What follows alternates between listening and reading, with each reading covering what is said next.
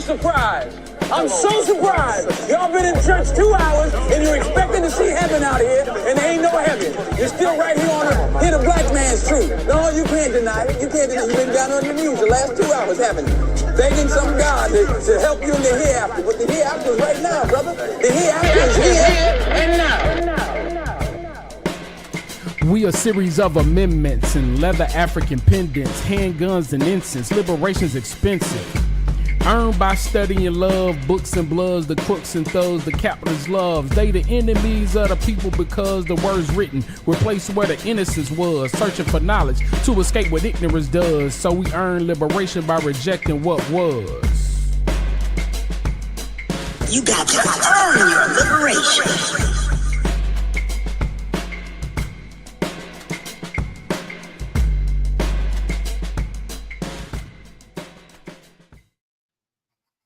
Yeah. How y'all been this week? Coolin'. I'm chilling. good. I'm good. I feel better now. I thought I had to miss the show this week, and it was depressing me, but I was able to get here. So I see you fixed the backdrop once I called you out last week. I like when somebody can see their mistake and grow. Damn. Forever trying to learn, Diallo. What you been up to, Diallo? You got famous people, just your brother famous, spitting bars and shit. Yeah, you gonna be his manager? You know, huh? You gonna be his manager? No, I'm slightly estranged from all my siblings. Yeah. Because well, not all of them, but a few of them, because some are devout Muslims and some are devout Christians, and I'm a devout anti-bullshit, and so they don't want demons jumping off of me and getting into their furniture and stuff. You know how it is. I know, Jared, you and your brother have managed to reach a happy medium. Maybe y'all because Jared don't phrasing arrive like you do with his religious brethren. What you say, Jared compromising? No, see, never mind. I'm gonna let the man answer for himself. Never mind. Well, you speaking for him so well. No, you're right. I'm not a spokesman. No, right, you know, the way I've, especially since I just saw the video this morning, the way that I have managed the relationship with my brother is precisely the way I think Robin Kelly handled his clarification around why his name showed up on that letter. I'm lost. I don't get that joke. I don't know that I do either, but it's got something to do with maybe we should can we play it real quick? Yeah, but before we go there, I think it would be cool to play this video that we was talking about, because I want to give because Diallo is probably like the least talented person in his family, I think. Yeah. And I'm the least good dude too, man. My older brothers were always so ashamed of me because I wasn't as street as they were, and they felt like I was kind of bringing the name down. Square there. And my older brother would tell me, but anyway. So I think I told y'all about this guy, and this is the white guy, Ari or whatever his name is. He goes all around Harlem and he makes a beat literally on the Times Square. He be all over the place. Yeah, well, okay. He go not everywhere. Just Harlem. Well, he said he'd be around Harlem. That's what he said. But yeah, he be in Harlem. He builds beats right on the spot. You sing, rap. Now, most of the artists probably are not really good, but every now and then, like a real serious artist who like literally nice will come up and do it. And sometimes people be following him around. And so this is Diallo's big bro, who my oldest brother. Yeah. Yo, my dad been wanting me to bump into you. Oh, what's up? You got something for me? You got to tell me what you want to hear. Like a nice lead, like a UFO. It's like, woo, woo. Oh, like a theremin. I got you. And then instead of the clap, I want a rim. Like that? Yeah, that's cool. And I also want a bass. I want a wong, wong, wong, wong, wong. Dude, this is going to be good. I got shot. I'm in this wheelchair for some faultiness. You hear me? Watch how I go. Yeah. Still here, jealous niggas trying to stop my career. Living in the mind of a brother that's been through a lot. 1998, August 8. Then I got shot. My mama always told me that God don't like ugly. When I get where I'm going to be the one that judge me. Look into my past. Murder was slashed. Dope dealer, crack seller. Money was fast, careful. I know homies a major flow, but no one knows. I guess it's time to put it down and start stepping on toes. Shit, the habit to see a nigga doing worse. Now I roll a long curse, literally dying of thirst. Lonely niggas is phony. In the days from astonishment daily, this world is crazy. A monster's what the streets made. Keep in mind over matters, be more selective. Raised up in the ghetto that was dope infested, maintaining my composure to the fullest degree. I'm from the west, but I reside in the east. Streets made me a beast. Time is allowed me to prevail. Stay away from the fools that want to see me fail. Keep me from getting my mail. Fuck work. I get you paid for the dirt. Shit.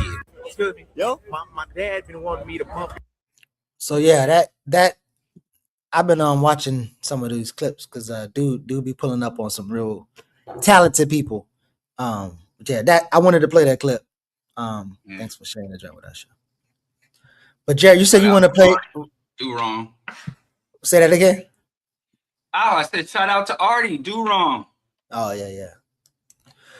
So we can play this. Also, Robin D.G. Kelly, after his name has been on a document that Jared can explain. I'm pretty sure everybody know. And this is his response to the backlash while he's at his what do you call it? Marriage reunion or anniversary. Yeah. Marriage reunion. You could remember anniversary because I remember it sounded like he said that. But I'm posting this because I feel an urgent need to let people know that I have taken my name off of the letter purporting to be a statement of anti-imperialist solidarity with political prisoners. That was my mistake. The circumstances in which we were asked to sign that letter were a bit shaky. What appeared, he done already cashed the check. He's sitting on the beach. He gonna get back the money. That's the meaning of mea culpa. That's exactly how I would sell out. So with that, I hope people can forgive me and all those who signed it. Know my politics are crystal clear, and I want to just be able to enjoy the next 2 days with my wife before I go back to work. Well, if I never sell out, I'm gonna spend all the money and then I'm gonna do an apology from whatever I bought, whether in a nice car with some jewelry. I'm sorry, y'all. I'm sorry. Yeah. I know I'm over here glistening, but my bad. That's how you do it. I ain't even mad at you. He cashed that check and then denounced it. That's how you sell out. I ain't mad at it. The crashing waves and then the whole basically, please don't bother me while I'm on my well-deserved vacation. Man. Listen, because his wife is there, and so I feel like they should be celebrating their anniversary. So get that man some break when he comes back. Give him 2 days. Give him 2 days. Anniversaries are expensive. No, give him 2 days. Absolutely. In 2 days, but that's what I'm saying. Either wait till you get back, or go somewhere at least. Like go inside in a plain black background. You know what I'm saying? Go to the favelas. Go to the slums. Yeah, go to the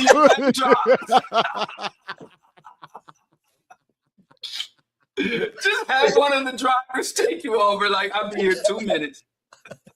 Right. We're not gonna be here long. Go to the barrio, shoot your shit. Optics, man. But when I heard it, I was like, wait, is he feeling, because apparently a lot of people have, Vijay Prashad put out a statement, a lot of people have been probably getting at him and asking him for clarity. and it's clear he feels put upon. So it was like, I'm just trying to enjoy my anniversary. I'm just trying to enjoy my vacation. Please let me just enjoy the time with my wife. And it's like, bro.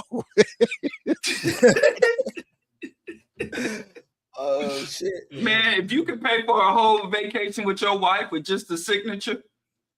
You wouldn't do it? I would do it.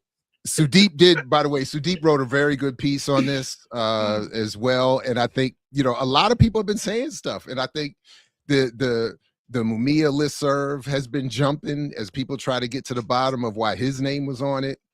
I think there's going to be, I think there's more to be revealed about this. And I find it to be a fascinating and disturbing incident. But I don't hear anybody complaining or surprised by Angela Davis. Oh no, I don't think so either. I ain't heard one person. I'm just saying, I ain't heard one person say, I can't believe Angela Davis, or even call for her to go to the closet. Go to the because closet and make that video, man. But I think people was kind of seeing her take those comments and stances for the last 5 or 10 years. That's what So they already been know she been over there for a while. She been getting money. Oh, Yeah, is she? Okay. Somebody said what? Angela Davis. Yeah, Margaret Kimberly had a good point. Said she didn't have far to fall. All right.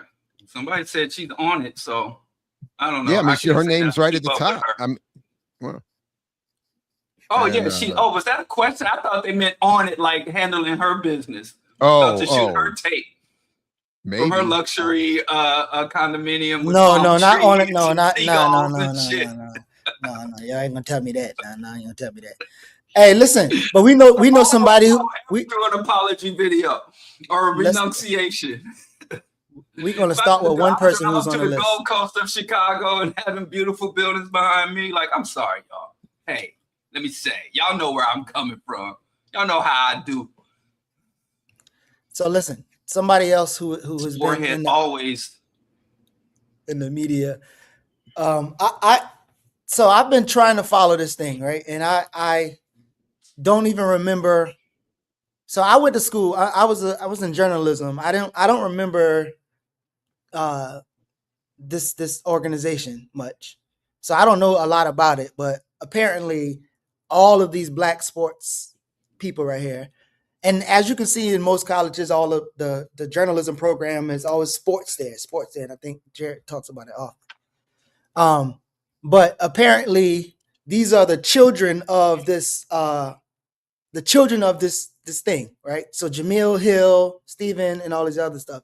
And these people who made him has critiqued him and give him a thumbs down for all his shit he was talking about. Now, I'm actually curious to see if Diallo or both of y'all agree or disagree with some of his critiques or whatever, or whatever. But apart from that, he's been slandering black women in particular, Obama's, and whoever. And I'm curious, what have y'all been noticing First of all, about? you spell that man's name correctly. Oh, that's not. It's not Stephen like that. Our leading journalists and spokespeople and political leaders. How dare you? I only know one Stephen. His name. And, well, I'm not changing it because he got a thumbs down, so I'm not going to change it. So sorry, Stephen. Be mad at me. This is, I think, another wild contradiction. But go ahead, Diallo. Yeah. My only problem with Stephen is that he won't commit to being bald. Ain't no such thing as halfway crooks. You either bald or you're not. Facts. Start there, Diallo. 100%. You know, fade is not supposed to start from the foreheaded. So that's my main problem with Stephen. And I just wish he would come on over to the bald side and stop trying to hang out with you Harrys over there. But aside from that, to say, I'm glad that these black organizations are doing their job. You know, I think that because, you know, I remember there's a controversy about the Black Lawyers Association. Forgive me, I don't know the name, National Black Lawyers something. And they had, and some of them wanted to invite Clarence Thomas out to give a keynote speech at their convention. And there was a huge protest like, hell no, he don't represent what black, you know, jurisprudence should be. So I think these black organizations aren't just there to celebrate the achievements of black professionals. They're there to hold a line for standards. So, you know, whether it's mockery real professional or academic or industry stances or condemnation. So less with Stephen A. Smith. Of course, he's tap dancing. I remember Trump called him an idiot, and he was, apologizing to Trump for offending him, more or less.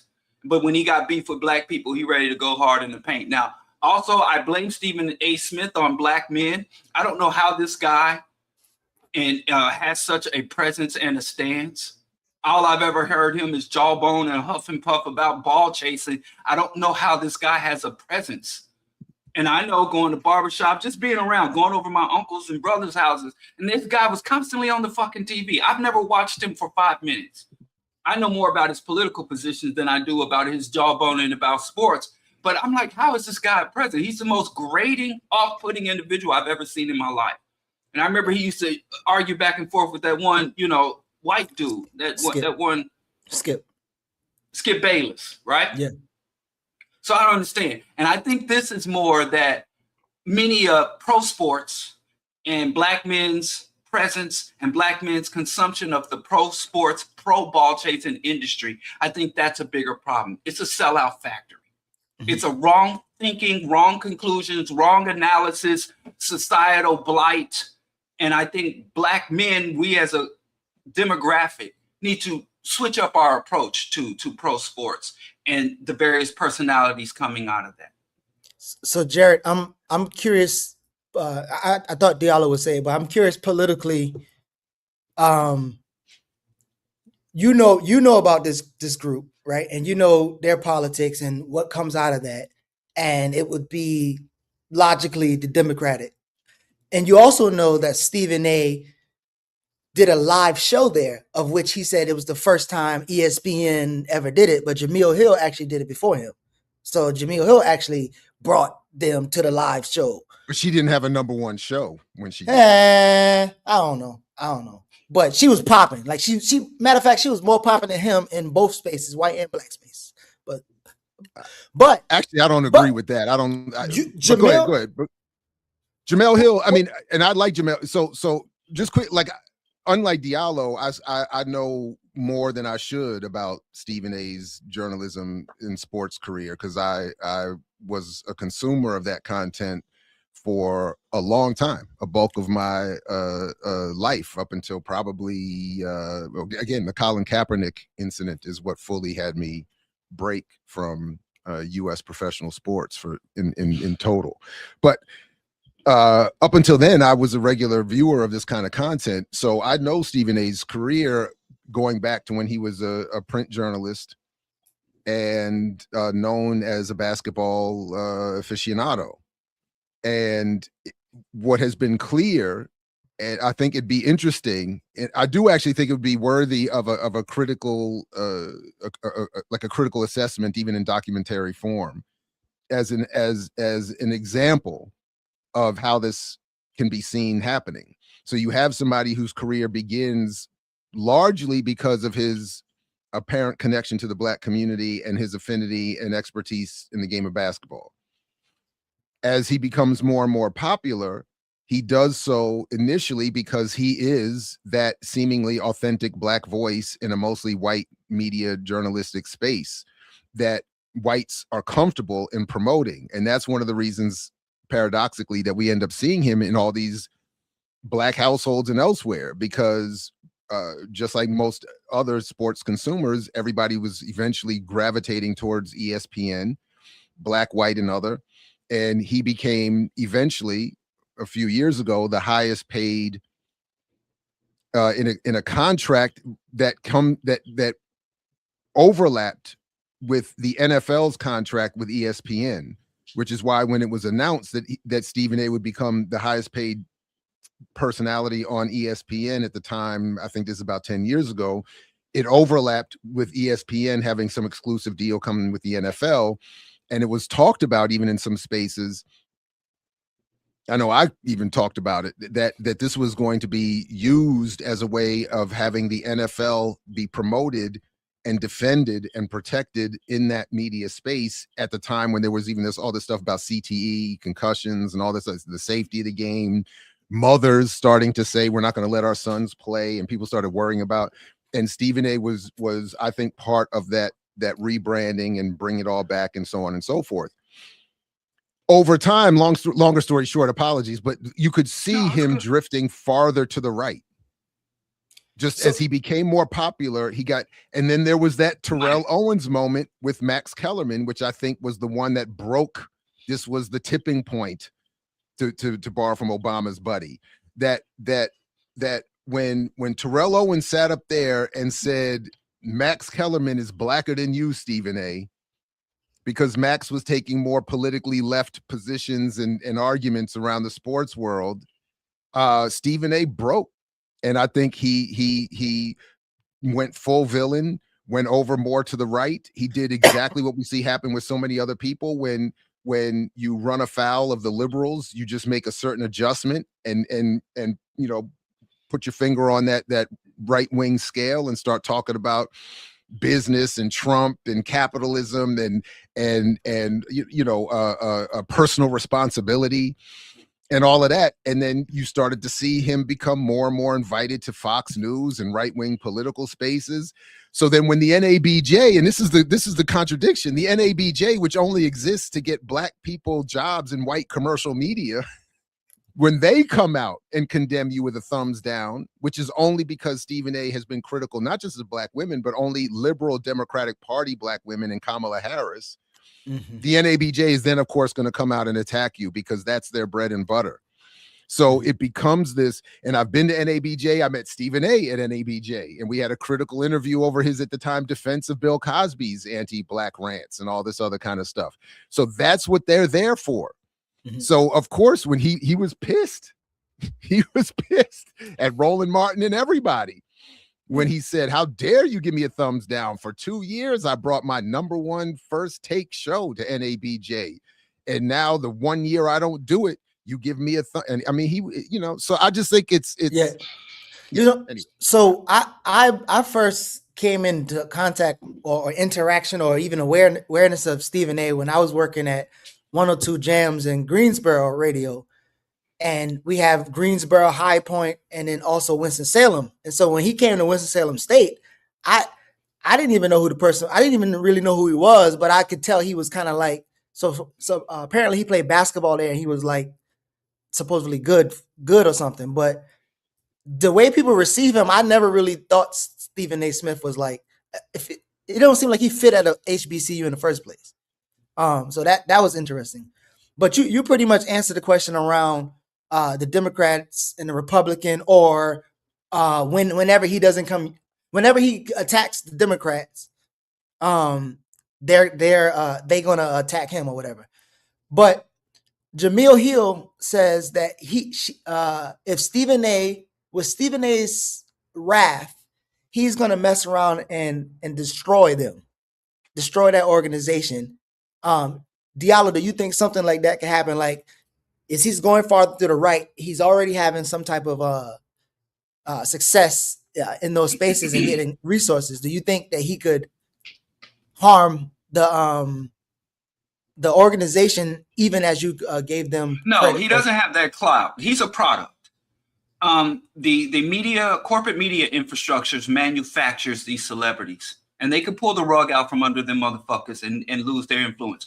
Our show, Earn Your Liberation, could all of a sudden become the #1 podcast in the world. And you and I, we could be the highest paid podcasters in the world overnight. If some person who controls the means of media production decided to make a show. And that doesn't mean that our quality could go down or reduce. The quality of the show, just like the quality of his journalism, has nothing to do with his status and fame. So if the organization is attacked and deconstructed, it will have nothing to do with this fucking mascot, this motherfucking talking head who doesn't even, stand for shit. So if that is, if those who are profiting off of him, those who manufacture and prop him up, deem their thumbs down a harm to their product and thus their potential for profit, they can be taken down. But if we go and say, oh, we got to, Stephen A. Smith took him down. Now, he would have no problem taking credit for some shit like that, fucking coon. But he has no real power or status beyond shaking his lower jaw when he talks. The only talent that nigga got. So we just have to understand who the true enemy in power is. And we have to understand who really has power to make shit happen versus who is the Pied Piper or the mascot or the front man for true power. So Jared, when I so at 102 Jams, it was an intercom radio station, and then in the building you have all the other radio stations, and I know 102 Jams where Terrence Howard come, B Dot, like we're like the only type of like black in that building, and then everything else is like country right wing, like, and we and Buster Brown and people like that, they will have a sports show, and then the white shows will have a sports show too, and they would be really conservative. Did Stephen A. come up in black spaces, black radio, sports stuff, or was he always kind of like around like the white, kind of like Whitlock type white folks? Like how did he? I mean, he was not as bad politically as Whitlock, who apparently, in response to this story, made his own joke about saying that the NABJ should have given him a thumbs down. Like even Whitlock recognizes, like, you know, he even knows the role he plays very well. So one of the things that I just wanted to point out, if I have it, and I can be corrected on this, but if I have it right, the first actual sports radio program in this country started on black radio in New York with like I forgot the station, but there was a weekly show that started like 30 minutes a week. Then white folks caught on and turned it into the burgeoning industry that sports radio became. So as I'm aware, outside of that initial beginning and maybe some smatterings of shows, black media, black radio did not have much dedicated sports spaces. So Stephen A. was coming out of like Philadelphia newspapers and stuff like that. And then of course, when ESPN started to grow, he moved over there like everybody else. And then became what is that very important in white media spaces, the seemingly authentic black representative that's not going to threaten and upset the white audiences that are ultimately to target. So that's why, again, I think that moment is vital. I think it's actually vital media history when on live television, Terrell Owens is saying to Stephen A., you're not black enough. Max Kellerman is blacker than you. Because and that's why Stephen A. crashed out, because he understood you cannot undermine my authentic blackness in the eyes of our white sponsors. Otherwise, I'll lose my job and be replaced. And if Max is seen as more black than me, Max has to go, which is eventually what happened. And if I'm not seen as black enough, they'll replace me with a more authentically black spokesperson. So he became very defensive around that. And this is why his relationships with HBCUs, always wanting to do shows from HBCUs, wanting to do shows at NABJ, those kinds of relationships are important because they are the safe, acceptable black bourgeois spaces that with which he can associate and not be seen as a threat to his white target audience, sponsors, ad buyers, etc., bosses at ESPN, Disney, etc., and so forth. And if you watched him, he would say routinely and as a badge of courage that he is he rides for his bosses. He is constantly reminding people, I stand in defense of my owners and my bosses and the people that sign my checks. Yeah, I remember that. Yeah, he's like, I'm a good soldier. So all that to say that anyway, that's what I think is anyway, that's what I think is going on here, and why I think that this whole thing is a contradictory mess, where both sides can use one another to falsely promote themselves as authentic spokespeople for Black communities and an Man, uplifting pick a Black side. community. Whose side you on, man? Whose I mean, again, side are it's you on, my Black brother? journalist Whose or side Stephen are A. you on? Smith? I'm on the freedom side. Can You gotta pick a side I in think there everything. is no side on that. You're a sports this is the fan. equivalent. This is the equivalent of the lesser of evils. You're asking me to choose. I'm on the thumbs down. I unite with that particular gesture. I understand That's it's a fine. gesture, but I appreciate it. Yeah, that's fine. I don't have. I don't have a And I problem think with they stressed him enough to. He lost a few more follicles. He's gonna be all the way over here with us very soon. that. No, I So- think he's going to. He's already. Didn't he already go to Fox News? That's the thing. He goes I'm more talking about to his the hair right. follicles. Oh, his hair. I'm talking about getting him bald all the way. Yeah. Oh, I see. I He's see. holding on. See, you Hey, so you don't even understand what teams. So- How are you a sports my- fan? You my don't bad, even my understand. bad. You don't pick a side. You don't know who Exactly. to click up Well, with. listen, You don't know what Jared, particular it's a good competition. it's a good chance. It's a good chance that Stephen A. Smith will listen to this and he will have to respond and critique y'all two, just as hard as he critiqued these Black women. Because if he don't, then that's gonna show that he's probably has some other things going on.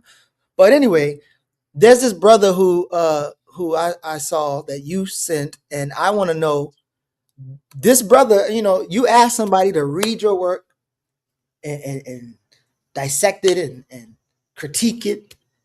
And this brother, he might have had some responses to what you're saying, and I just want to know if he's getting your argument right, because he believes he's getting your argument right, and I don't know I'm not sure if he is, but I think he.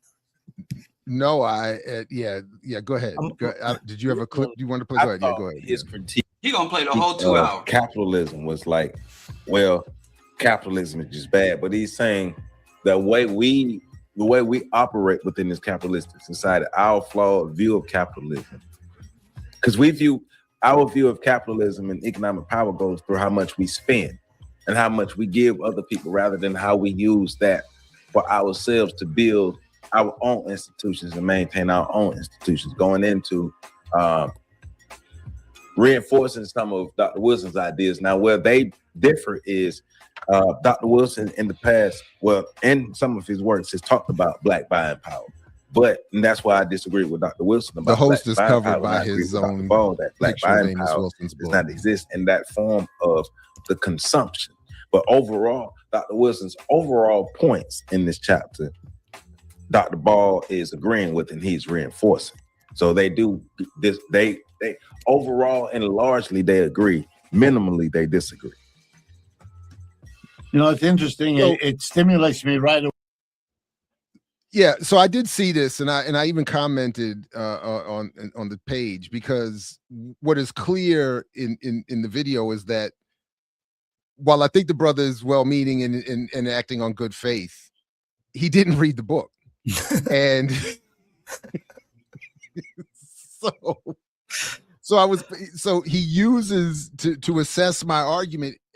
And then he oddly chooses this interview I did with Richard Wolff some time ago as a way. So I politely was just encouraging him in the comment section to actually read the book, and then to at least use the videos I've created, the summary and the full book breakdown, to get a better understanding of my argument, and especially where I talk in detail in one of those breakdowns about Amos Wilson in that chapter and what I'm trying to say. So no, I don't think he gets it right. I don't think he understands fully my argument. But I actually meant to even before I said all that, I actually meant to start my response to this with a self-critique again. That I really think I made an error in willfully trying to suppress my actual politics, and I will never do that again. It was a mistake, and I think this has made it. I don't think it's the major problem, but I think it has aided in people misunderstanding some of what I'm trying to say, especially in an instance like this. I should have just been more clear, but I again at the time thought if people are not focused on my politics and just on this argument, which is all I want people to be clear on. And I just was wrong. So, and this is more evidence of that. So I should have just been more clear. Capitalism doesn't work. Capitalism is bad. Capitalism is the problem. It is a narrative. It is a mythology. And Wilson misunderstood the buying power part. I did clearly explain that in the book. I at least got that part right.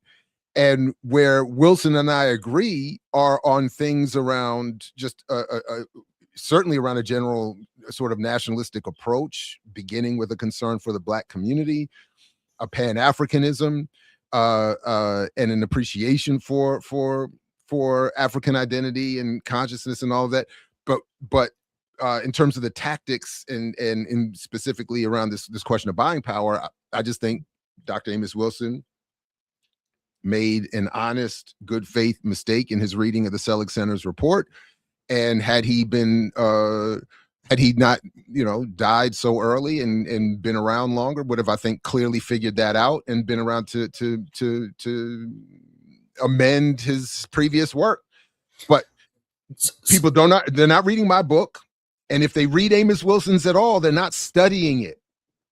So I think there's like a lot of misunderstanding going on So I think it's cute that you probably try to start with a self-critique, but one, I think you were very clear, because that's why a lot of us, are able to understand that. And then for me personally, using it in communities in Charlotte and Baltimore around people who struggle with some of these concepts, it was very clear to them. And I do believe, like, sometimes when you are like capitalism, you most people won't even read it because they'll just disassociate themselves with it. So you can lead somebody to anti-capitalist conclusions by never even saying capitalism. And on top of that, you did say a little bit about capitalism. You said enough. But all right. But Chidimaka, yes, the graphic novel that Samantha and I are working on is absolutely going to address this. And it's going to be a very different approach to the book, actually. So yes, but yeah. I didn't know about that. So yeah, we work on it's a slow motion thing happening. Yeah, sorry, go ahead. So Diallo, did you that man sound like a begrudged. I ain't the only one. Don't nobody know. Y'all be moving in silence. No, you just don't be listening to people's shows. You don't be supporting your brothers. You don't circulate your Black Listen Eye view. You don't circulate it. Y'all listen. Yeah. You just watch yourself. Okay. You just worry about yourself, Diallo. I thought you were done speaking for Jared. You're right. I'm gonna stop being that man's spokesman. But so, do you think that brother who was reading Amos? Because I'm glad I played that clip, because if you'd have saw who was at the beginning, I think this guy NOI. So I assume, because that's what it seems like. But what do you think that his argument around Jared? Because most people don't obviously want to let go of capitalism, and people try to take from Amos that, and which I disagree with, and I hope you do. Amos, they said they used to say like Amos was trying to struggle for. He wanted to not lose in capitalism, but all his business practices while he was in New York was more of a cooperative type thing. But people read Amos' book and still can conclude that they should probably start a business. Hence why we've done that Where Are They Now thing. Both of y'all did an episode, and we show you how the businesses that he suggested. So anyway, so what did you hear? Oh, my bad. Go ahead, Diallo. Yeah, go ahead. No, yeah. Well, Really. I watched like the first 15 minutes of it, and I bailed. I'm sorry. I think he didn't really grasp Wilson or Dr. Ball's work. In my own reading of both those works, those are two books I have read, and didn't we did a whole, where we jumped Dr. Ball? Didn't we both take turns on Dr. Ball in critiquing his book? Phrasing. So we did a whole back in, I think it's still on BLM. So we went into depth about the book. I think if you want to hear some people discuss, or respond to the reading and the conclusions we drew from it, you can go look at that. But it seems like I'm like, I don't want to hear this. So I'm sorry, I didn't really listen to it. And I have to say this. I'm on the record. I think Blueprint for Black Power, it was published posthumously.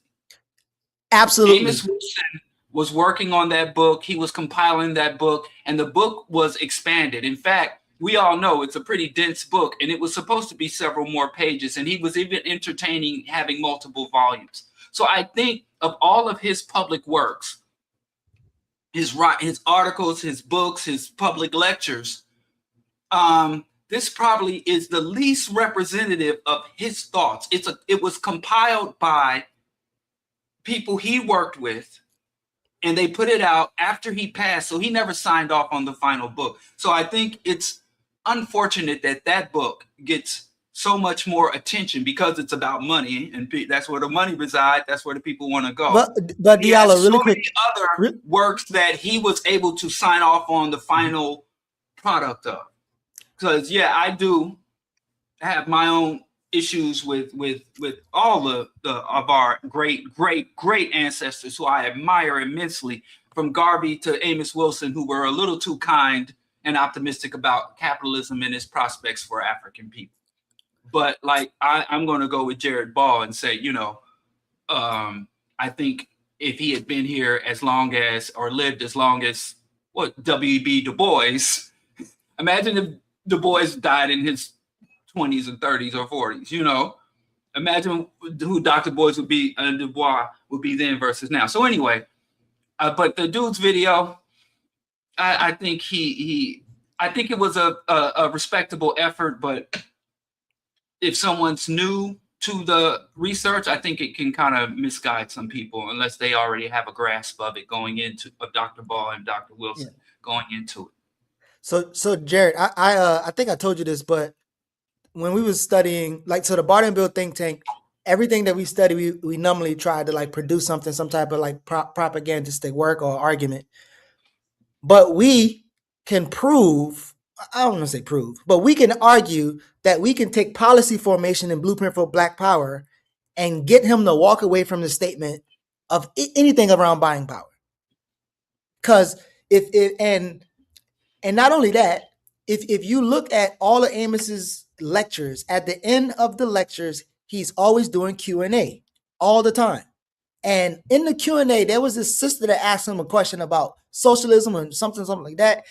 Amos was stuttering. That's the first time I ever heard him flustered. He was like, I don't know. I'm like, and so even the book, and I think maybe it was one of us that was on there, and we was talking, and the people was in the chat comments like, well, did y'all talk to Sababu? Can you bring Sababu on? Because Sababu is the one who's compiling, and I'm just saying it's as Diallo saying, it's put together posthumously, but it's also pieced together, and I'm just not sure, even if I just read that one chapter, that he would be comfortable with some of the way the book was organized.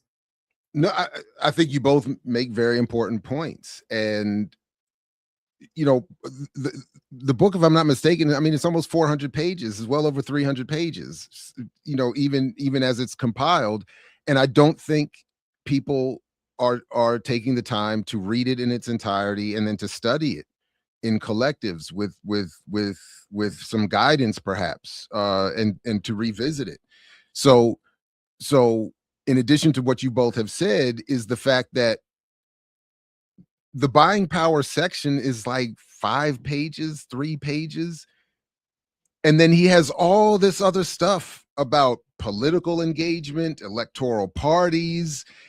He does all kinds of stuff, internationalism, Pan-African nationalist politics. He goes into all of this stuff, and yet it seems to be popularly reduced to Amos said start some businesses.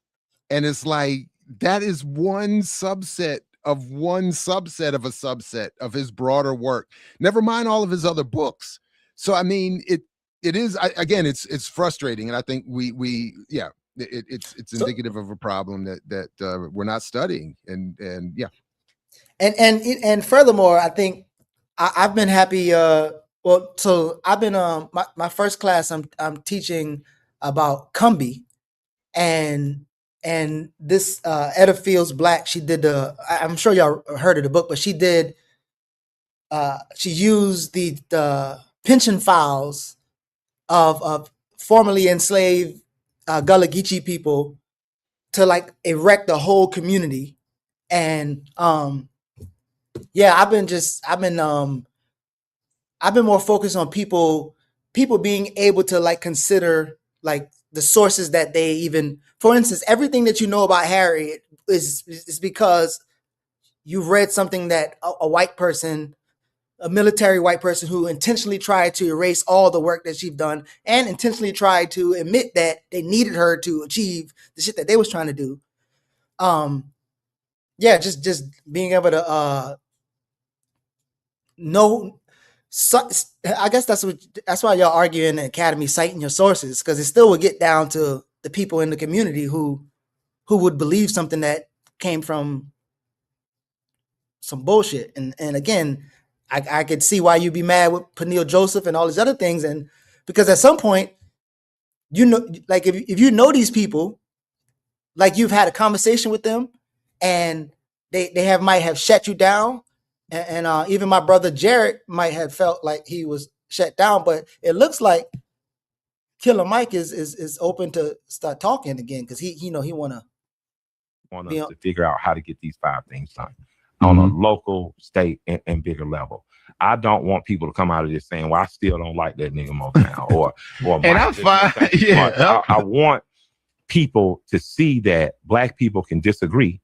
We can even be disagreeable to one another, but ultimately we have to figure out a way to reconcile past our disagreements. I believe it's called Rosh Hashanah or something in our Jewish community. Our homeboys, they get together once a year and ask each other's forgiveness. This is how I wronged you, and at that point, your brother sister gets to say, "All right, we're forgiven," or they get to say no, and you get to come back the next year to say it's been 2 years. You know what I'm saying? I think we need a process, because I don't want to not work with people I respect with the rest of my life based on the fact we didn't agree on an election 24 or 26 or something. Hey man, listen. I think I think my boy ready to talk to y'all. Diallo, the olive branch is out, and you know you've been really harsh lately. Cuddly, he ain't no killer, and he's like, are you ready to talk? No, because he's conflating 2 different things.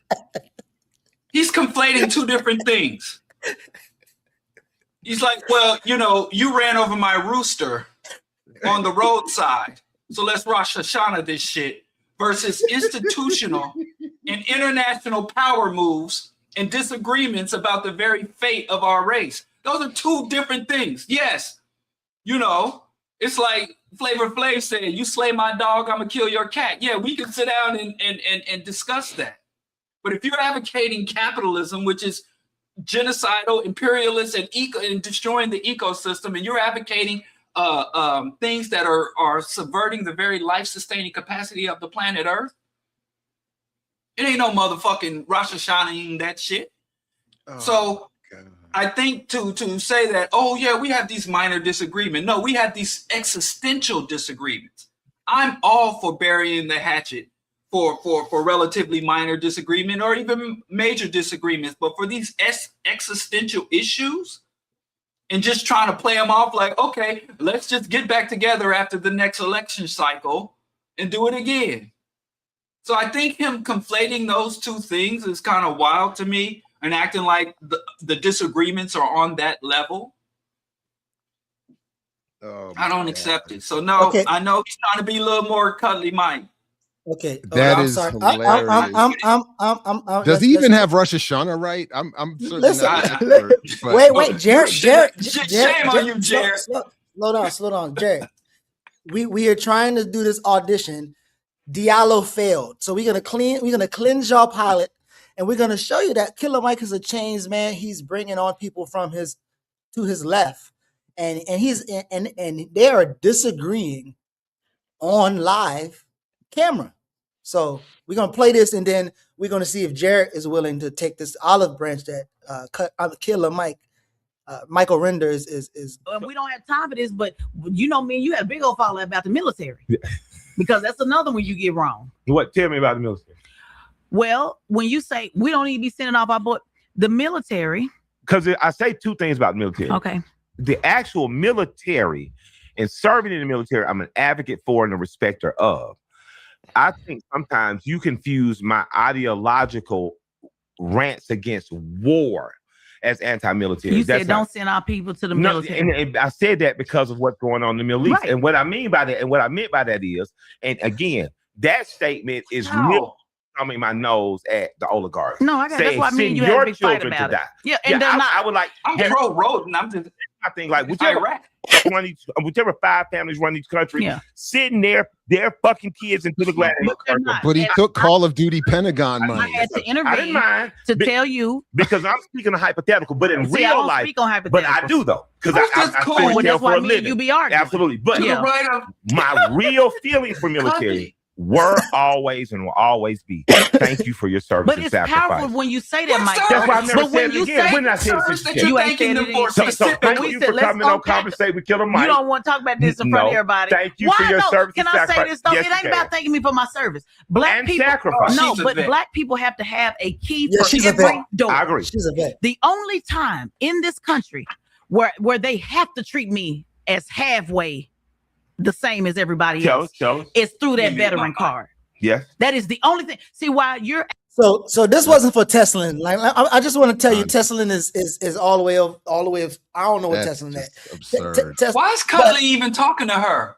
Because listen, Teslin is somebody who, as she said, like she be disagreeing with him, and he want to make sure that he won't suppress her. And you heard what she said, you don't want to talk about that. And he was like, I'm talking hypotheticals. Well, that's why me and you be arguing. So like Teslin is Charlemagne's worker as a real organizer, real lawyer, and done this and political commentator and did it boom. And so Teslin is over there, and he's bringing on somebody who's radical, and she's coming here. So to you tear up- face racism and discrimination, and then you slap that veterans card on the table. Wait, man. Listen, Has that anyway. been your experience, I'm Dr. Ball? Jared, don't answer that question. What you need to answer is: are you going to take the?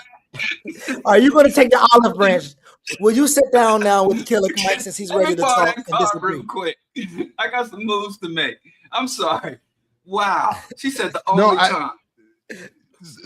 First of all, I can't. You know, the question you pose is a bit itself scandalous in that the offer has never been made to sit down with Killer Mike. So at least from him, you know, I had offered to host a discussion with him that he never wanted to have. But so as I said when I first got wind of this, was that, you know, he's willing, like many, to quote unquote reconcile with people to their right. The reconciliation never is sought to take place with people to their left, because the engagement with that level or form of conversation is not what conversate is for.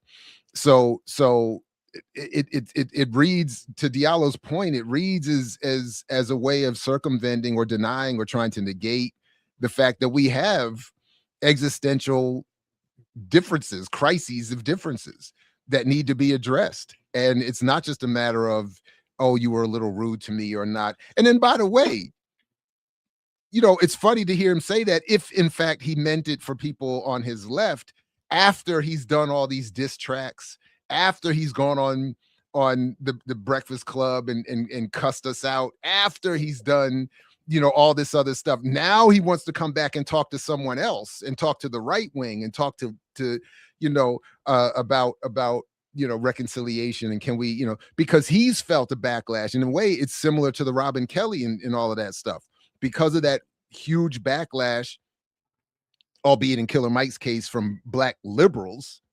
who felt he was going too far to condemn electoral politics in the Democratic Party. He feels he needs to reconcile with them and get back into the good graces of that liberal audience from which he's been. I hope that don't work. I hope he fails at that. I agree. I wish. But yeah. I mean, that's why I call it Cuddly Mike. You sitting there. I don't like the military. I don't like the imperialism. But the people committing the war crimes, I thank them for their service. And then he I did don't the like track. The Blitzkrieg, but I support the German soldiers. I just don't like the Blitzkrieg. And then he's doing tracks. He's taking Pentagon money. He's cuddly. He's taking Pentagon money to do tracks for Call of Duty. So which is military propaganda. So what I'm curious is who for instance, he said he was taking a jab at the oligarchs, right? And I'm trying to figure out who do he know the oligarchs to be in the US? And if the oligarchs are the same billionaires that he said that he has a relationship with, like, hey, I can call my nigga at the Hawks game or Blue Fame. Hawks game is Tony Wrestler, my nigga. And Tony's Wrestler is a what? When do the oligarchs start? Does it start at what B? The first B, the third B? Like, so I don't know. Yeah, but the whole thing, yeah, we're just gonna Rosh Hashanah. This thing is hilarious. That is this, and again, I don't think that's the. I was just doing a quick search. Isn't Rosh Hashanah the New Year or something like that? Like I don't even. Don't fact check that, man. Don't come on, man. Don't fact. Come together and seek forgiveness. It does say seek forgiveness from one another in the year ahead. Yeah, okay, I see. Oh, which year? This year? Yeah. I don't know, man. I don't. No, I'm more. I think our thing, like the rift between the Zionists and anti-Zionist Jews, the Orthodox anti-Zionists and the pro-Zionist factions. I think that's where so you don't see them dapping each other up during Rosh Hashanah. That's for a little communal conflicts. Hey, Diallo. What? I know you can't really rap that well, but as we saw, your brother can rap really well. Your good friend Skip can rap really well. And there was a group that had a couple good rappers and some people who shouldn't have been in the group, right? I'm saying all that to say we need a new Wu-Tang Clan because Wu-Tang Clan is they're done, right? Raekwon is over there being pat on the back. There's some Clan members that have held the line. The one that held the line is gone. He's buried. No, matter of fact, he didn't hold no line. You're right. He didn't. Never mind. I'm talking about the Jizza. What about the Jizza? Ain't the Jizza with Nas and doing the he might like this data center shit. Jizza. We just back to these disappointing biracials, and I'm very upset that if Raekwon needed to hang with some mixed folks, holla at your boy, man. Why we gotta go to Palantir for this nonsense, man? God damn. Because that's where the money resides. I tell you, these celebrities are some products. Every black celebrity and non-black celebrity is a manufactured product. That's like being mad at your favorite brand of cereal, your cereal mascot changing up on you. Right. Tony the Tiger change up his roar, changing his signature roar. I'm like, oh no, these folks say they're great. I saw the Energizer Bunny on the Duracell commercial. God damn it. Right. These celebrities have no inherent power, have no inherent. The very concept of a celebrity is an individual who embodies the aspirations of the elite for the masses. The workers, yeah. They are aspirational to the masses, but they also serve as buffers for real power. So, yes. and I don't. Not all artists or athletes or public figures are celebrities. That's fact. Not all of them. They're genuine artists, and I think that artists can have authentic political stances, ideological stances, and be sincere. But the celebrity motherfuckers that get caught up, that don't stand for shit, that can sit there and say, I support our troops and I thank them for their service, but I condemn everything they do in our service. and the very institution that they pledge their loyalty to. So these motherfuckers are hollow. They're hollow as fuck. So, but I don't know what did Jizza do? Because I like the Jizza. He's my favorite. Maybe The thing that Jizza has done wrong in my eyes is twice now. Oh, maybe I'm thinking of RZA. He has canceled a show I was supposed to be in attendance for, and one of which Mama's Biscuits was supposed to open up for him, and he canceled. We were supposed to be the opening act for the. You was gonna make it. Rosh Hashanah. Rosh Hashanah that shit. I should Rosh just Hashanah forgive that him. shit, Rosh man. Hashanah. That's forgivable. Okay, and I'm not saying that's wrong because I know I hate when that shit happens, but that's Rosh Hashanah. Yeah, that's Rosh Hashanah. Has he No doubt. done No something doubt. that's not Rosh Hashanah? Yeah. Nah. Just I think we don't have our own terminology. No, for I'm shit. not beefing. I'm not beefing with him. Like Diallo said, this is Rosh Hashanah. But we can overcome this. It was just a minor offense. But really quickly, Diallo, so before we go to the next, I think that I was looking around and I was seeing.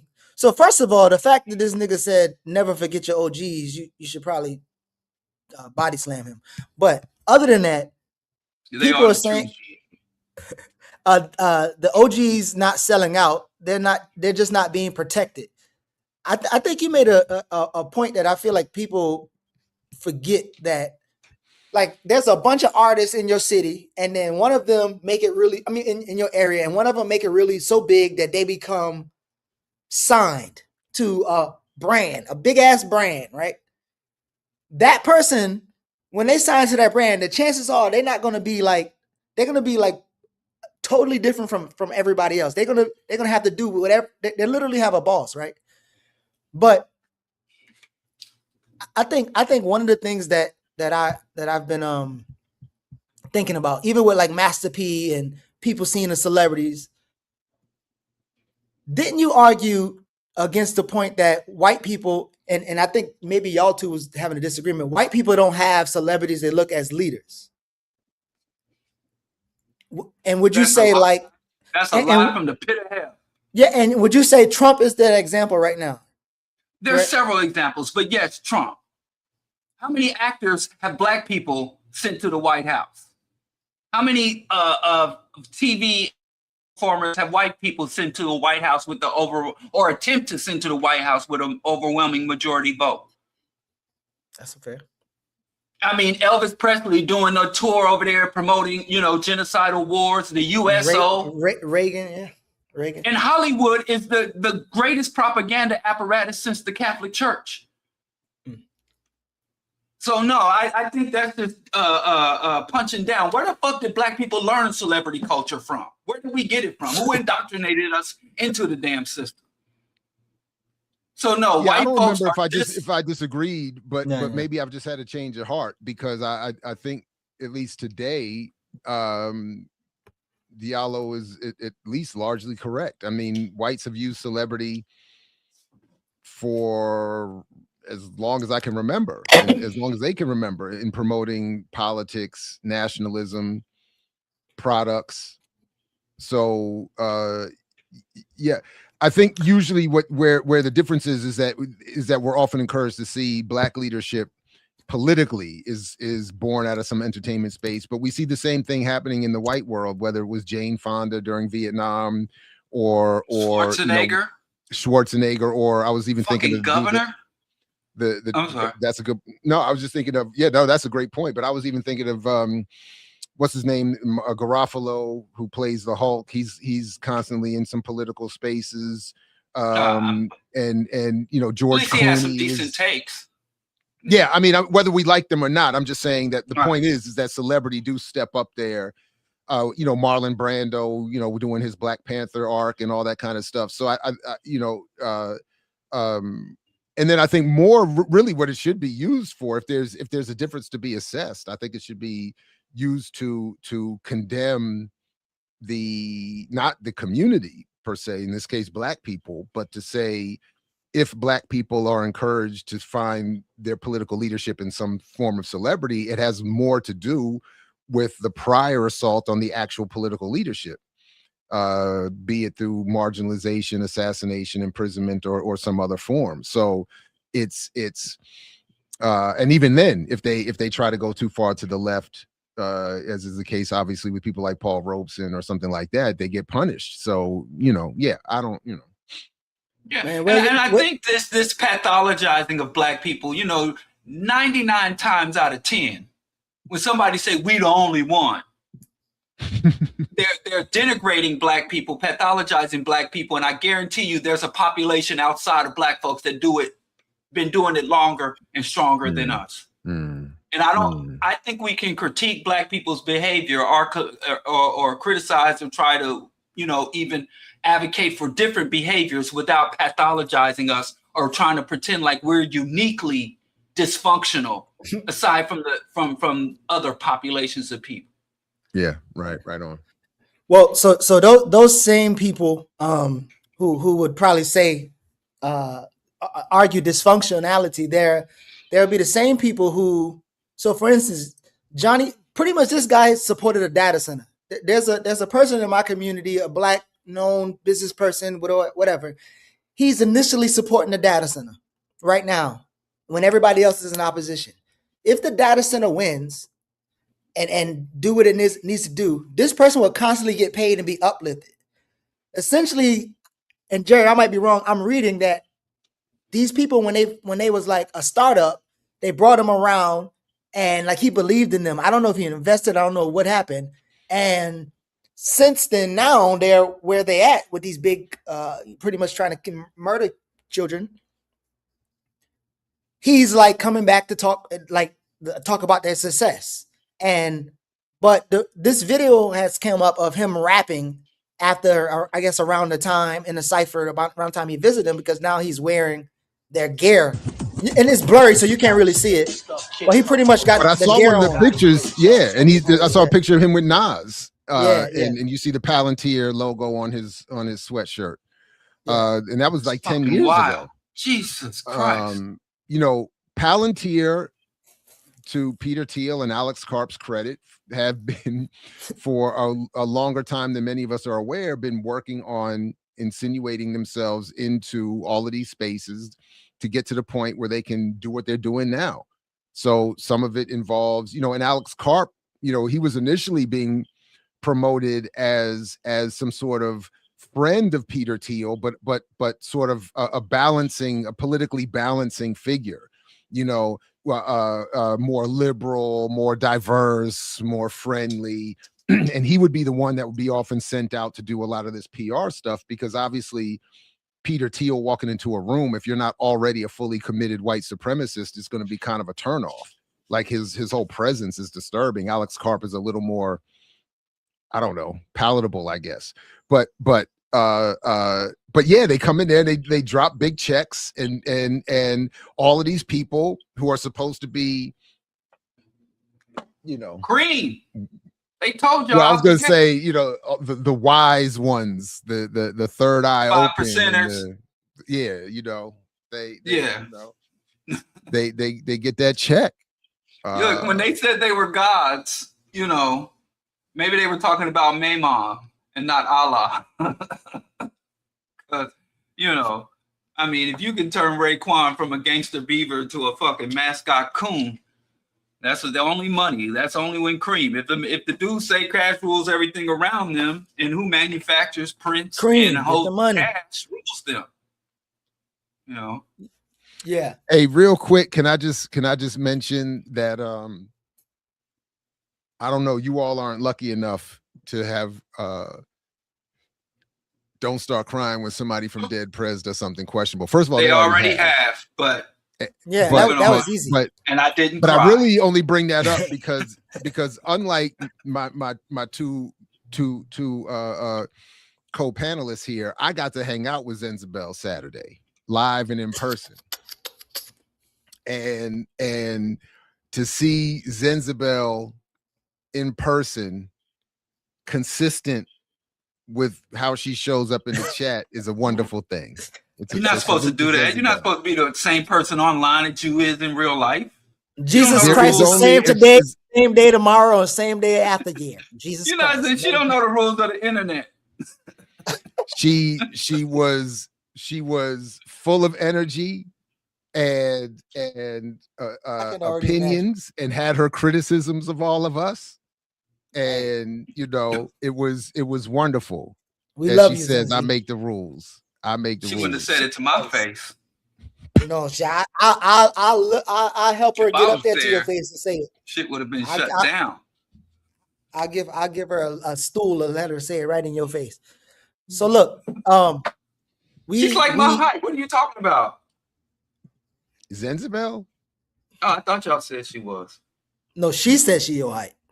She's See, that's how you do the internet. She You coming say there. one thing on the internet is supposed to. The internet is not real life. She coming there on your height. She coming there on your height. She coming there on some her 6 foot presence shit. feels like yeah. But listen, you know who else is 6 foot? Master P is 6 foot. He probably like 6'2" because he used to hoop in the NBA. You know, his son about to go to the league. His son about to go to the league too. The other Which son son? could have The gone other to one? the one in Houston right now. The one in Houston right now. Wow. Nice. Yeah. Now Romeo, he wasn't going nowhere. That's just Romeo. And even his brother who's Well, locked down. in Romeo prison- was like one of the biggest Romeo TV actually was. pop star, Disney star. What do you mean Romeo ain't going nowhere? No, I'm talking about he was a hooper. Kids, I pray for them. I mean, if Romeo ain't going nowhere, I don't know what you're gonna expect from your We ain't never gonna be gonna. a Joe Jackson, Geechee Jackson. He said we. Get out there. You want to be like Romeo? Get out there. Geechee Jackson. We ain't never gonna Romeo get there. ain't going nowhere. That's wild. He's an extremely accomplished child. Did you all see the Jackson movie by the way? No, I lived The new it. I one ain't that got to just came watch out? it because I lived it. Oh no, I You keep lived hearing it? people talk about it now. That's what Master. No, who's that? Listen, man. Let's P. get the Diddy message. said- The Janet Free version, the Janet Free story of Michael Jackson. No, I don't like the Jacksons. I don't want to see that shit. I play this genius conversation real quick, man. This was This, hey, it's a endless smart guy. bro. brilliance. Yeah, man, Endless like- brilliance. Is taking a company public. I mean, we ain't decided yet, but Yeah. that's something that Well, that's a good point because rap snacks that I used to get was always from the local community store. We call them the poppy stores back in Philly, but you never really saw them at the grocery store. Yes. And so how do we change that narrative? Now we have to show our people how to bridge the wealth gap. And how we do that, right? If we take this company public, then now we get the local people in the community and the culture to be able to invest into this brand, and then they make money with us. We make it together. And that's how we bridge the wealth gap. Public though, all your finances become public information though, man. Guess what? We got nothing to hide. We got nothing to hide. You know, when you're doing the course right Forbes thing, you man got would nothing to make hide. Just that think point. about it. Yeah. Go ahead. I Why just you think why this. you not playing the part that's the part? We gonna get to the part, man. The way Master P is talking, why is he still wearing that goddamn tank around his neck? He should put a gold-plated Uber scooter. Nah. Going to war. Or Make maybe him the tank was only for other black people. No, You man. know, all that aggression, all that, P there, P there, the mama ghetto there. trying to kill me, Mr. Ice Cream Man, all that fucking thuggery. Pass is for me the the weed. I need some As weed. soon as my they get innocent. up there shoulder to shoulder with white folks, they become puppy kittens. They Hey, become man. so cuddly and soft. Hey, he Is told that, you he is was that ice what we're calling maturity? Where's that same aggression? He told you he was ice cream man, bro. Mr. Ice Cream Man. So Master P. So there's a couple things. I'm gonna get to the shooting right here because there's a couple things he was saying that I just want to would say love- very quickly that an IPO is a money grab for the initial funders and investors. This Easy. line that it's going to allow and people dump. to invest and make money with everybody else is an absolute. It's a Easy. mistake at minimum and a lie as likely. So yeah, that's Listen. it's And totally dump. disrespectful to black people for him to say that. The fact that EYL think they would have to bring more white people to their crowd and those He's been lying on black people for years. Remember, he said we made another billionaire. We keep making the black community Yeah. keep making white people billionaires. but not no more. Not with this shoe. I'm making this in the US, but if you're gonna mass produce, you still got to go overseas to mass produce. So Oh, You why? get hit with tariffs then. if you do that. Yeah, you will. Mass But produced. I think now, like a lot of the factories are opening up in these modes now, because that's the biggest thing about this. Like a lot of stuff is going e-commerce, right? But you have to have customers that believe in what you have. I mean, Nike started out of their garage. Under Armour is probably one of the That's biggest a myth. brands, and Adidas now, and New Balance that came up, right? So this Oh my brand is called God. Max Out. Why max out? Where you get that? Because we're gonna max out, man. Everything we do. Like you just talked about Wall Keep your Street. You want to go to composure, Wall Street, Gigi. you max out.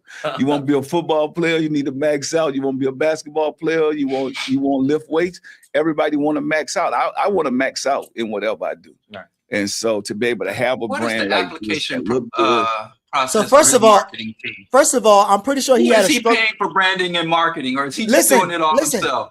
He think he's gonna have people who wear Air Maxes walk away from Air Maxes to go to whatever the Max he talking about. And I'm pretty Kanye sure did it. Who? Kanye. In Oh, conjunction he running the play. with the white boys. He running the play. And I'm sure we all got our big baller brand sneakers in the closet right now, don't we? Holding on to them for the Well, listen, I kept going through, and I knew Oh my God, that is. I knew he would make me call the ball signal, because Jared actually wasn't supposed to be here today. But as soon as when I had this clip, me and Diallo was in the studio, we was trying to get prepared for the day, and then the minute we played this clip, Jared showed up, and he wasn't even supposed to be here today. So this is why Jared. And isn't max out a negative thing? Man, listen, who knows? Max out your credit cards. Doesn't that happen? When I maxed hear out. that word, never heard somebody say max out on the ball field. No, wait, Maxed out on the field. wait. Negative. No. And lifting weights, you maxing out is actually positive. So if he's talking about sports, maybe he's trying to say, yeah, like go the extra lane. So Okay. maybe Either way. yeah, because I'm he did. pessimistic, so I would buy the shoe because of the negative connotation. Well, whereas you would buy the shoe because of the positive one. No. So he gonna get both sides, and the participator. See, you don't respect black marketing like you do white marketing. Because if the white man told you he marketed something, you would have listened. What he said was, Hell yeah, I'd listen to the white he man. made Shit, the he gotta- shoes for you basketball. better pay attention to what He he made- doing. He's right. When Nike Listen. did Air Max, Diallo Yeah. went to the store. Now here he come with Max Out, and it's all of a sudden a problem. I ain't even gonna lie. I bought me a pair of Air Max Listen. with my first little Listen, check in this is a college. basketball shoe that he made. Them wraparound Air Maxes. Them Listen, shits. I sure did.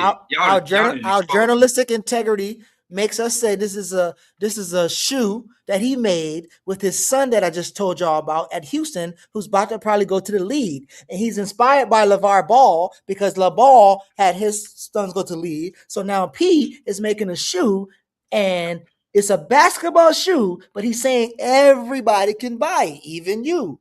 So it's a basketball shoe first. It's made to do basketball things. Like he even say, if you put it on Diallo, you might go out there and get nice all of a sudden. Yeah. I'm a little rusty, so. Does it come in something other than turquoise? Let me ask him. I just don't think I can pull it off. Oh, that's let me not let a me Max Out. You need to. let me ask that's the only Pastor Max Troy to Out call shoe. Master P again. because we got to get on that page. Like we get on that page, we're gonna be dangerous because we spend $1 trillion a year. 2.1 trillion. 2.1 trillion. Think about Ball it. signal. And we don't own nothing. And we make 0.1% of black CEOs in Fortune 500 companies, but we spending all the money. You flash back, man, and you kind of said it. You grew up in the New Orleans area, right? 3-bedroom apartment. In the 3-bedroom apartment? Your uncle, You he know, was this sleeping is on some the bed. slick stuff. They are, and I admit, I do want to claim credit for this. I wish I could prove that I was responsible for this. That, for instance, didn't show up in my Google alert because they did not say the phrase buying power. The language is slowly, I'm finding it more and more being adjusted to say things like spending, or we spend, or we do this. But Consumer. they're not saying the phrase. So I got to adjust my Google alerts or pay more attention.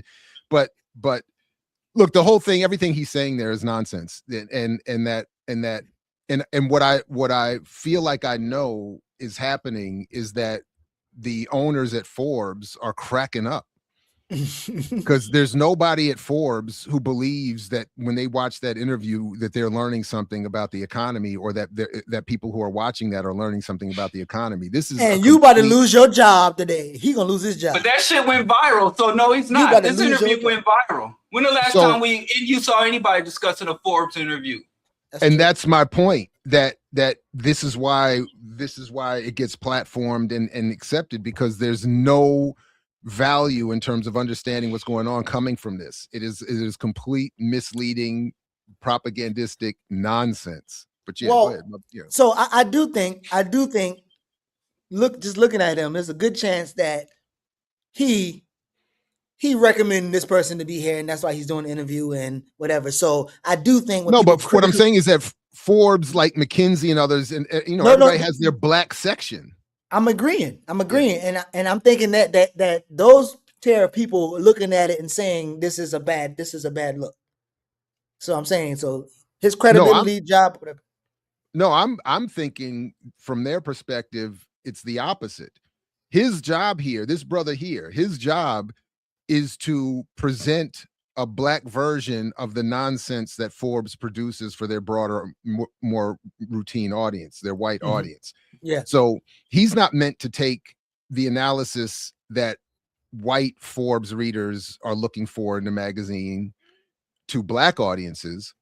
He's here to give the impression that he's coming out of a Forbes world, and therefore has the credibility to go into black spaces and convey this nonsense. Because black audiences who are watching this are meant to see this as, look, it's a black man in a suit, it's Forbes magazine, that's all about money. Yeah. And now, so therefore what is being said here is legit. And the white owners of this platform and of Forbes are saying, this is what the brother's here to do. This is what McWhorter was there to do for the Manhattan Institute. This is what, this is what the brother we were criticizing was doing for Brookings the other day. This is they take a version of the white analysis for white people, twist it, bastardize it, turn it upside down, present it to black audiences in a way that if they follow it will never lead them to an improved status, and will also prevent them from becoming politically threatening, because they're not organizing around radical ideas in politics. They're trying to organize themselves around fantasies and nonsense. And it's perfect, and it's so before I play this, I went back and watched our Where Are They Now. So I did an episode with you, and then I did one also with Diallo. But the one I did with Jared was around Homeboys, sodas and tater chips, and just so happened both of them and Rap Snacks, the original packet, they started at the same place, and they was getting their fulfillment, or the same distributor was distributing both of those things, right? And so I so far was trying to look, and I was like, damn, because I saw the bag and his P Family Foods or whatever. You don't see no white brands around it on the logo. I'm like, oh, that shit changed. So like, I'm trying to figure out what happened, but I didn't go. But this is a clip I want y'all to kind of respond to too. So right quick, this is my last one. I know y'all don't want to hear P no more. Something special here. Yeah. Back then. So the first part of this deal was spending $25,000 to go talk to Michael Jackson attorney, which Michael Jackson attorney got him a deal for 22%. So Michael Jackson had the biggest deal in the music industry. And a lot of these guys, when you go back and look at you, like a lot of these guys are unhappy because they got bad deals. Yeah. During that time, people was having like 7% deal, 14% deal. That was big if you had a 14% deal back then. And once I found out from this guy, and I gave him $25,000 to talk to him. So I invested in myself. Only for him to tell you needed 100 more thousand. 200 more. 200 more thousand. So I walked out there like, man, I just gave this man $25,000. He told me I need 200,000 to go get a distribution deal. But he put it on my mind. And that's all I wanted was a distribution deal. So when I finally turned down the record deal that I was offered, and when I got that distribution deal offered to me, I knew what I was going to do. And I had saved my money up because I knew I needed 200 grand. So I started selling my CDs out the trunk of my car. So I started saving the money. And when when the record deal finally came, they was like, "Oh, we're gonna give you." So I said, "Nah, I just want distribution." They said, "Well, you know, you're gonna need $200,000." I said, "I got it. I got the 200." And that was for marketing purposes. That was for marketing purposes. Wow. So marketing, I tell people all the time, like 10% is your talent, 90% is the business and marketing. That what drive the product. Because think about, even though we talked about putting a product on the shelf, right? But how do you get that product to go off of the shelf? Because if you just put that product on the shelf, you're still gonna lose. What is gonna be just be returns. You got to make that brand hot enough to make people want to buy it. So I was prepared for that and prepared to do the work. So I was going into Circus City myself, talking. City, man, I'm taking you back. Bro, I'm not going to finish, but a couple things. I remember one time I was working with a youth program in Baltimore, and they kept talking about entrepreneurship. And again, at the time, there was critiques, but they brought in this lady, and she was talking about. They always bring in like new business owners, and the business owner always brag about how all the things they have to do, and they got to do these things, they got to do these things, or whatever. And they always kind of celebrate it like it's a badge of honor that one business person is doing everything. So these celebrities are looked at as like the big homies. They made it. They powerful. They doing things. But like both of y'all, Diallo and Jerry, like how would you be able to explain to people how even at the top of where you think he's at, he has no power in that. The thing that he's explaining, he has literally no power in that exchange. But how would you explain that?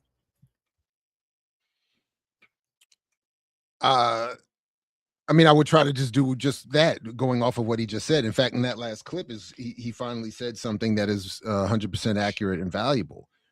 And maybe I'd even skew the numbers down to 5 and 95, but 10% is talent, 90% is business and marketing.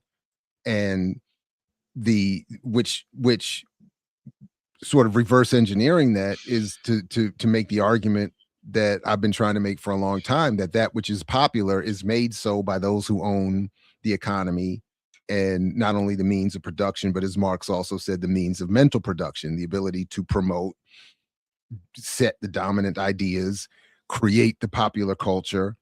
That's why they call it culture or cultural industries. And without their permission, and this is the whole point even about buying power, that it's an advertising, marketing driven reality, or fantasy rather, that what we have access to, what is made popular, what is imposed on us, is largely determined by marketers and advertisers, which is merely the mechanism or the process by which colonialism is carried out. So they are able to determine through the ability to platform and promote what becomes popular, what becomes the #1 hit, what gets circulation, what gets radio airplay, what gets spins, what gets downloads and streams. So in that sense, he was right. But instead of presenting it in a way that would inspire Black people to organize for radical change, it's promoted mythologically, propagandistically, as this is what you would have to do what I had to do, and I took the initiative and the lessons and did the thing, and now I'm successful, as opposed to it being explained that this is the mechanism that determines the fraudulence of popular representation. So, Diallo, this your chance. This your chance, Diallo. At the beginning of the show, we saw how talented your brother was.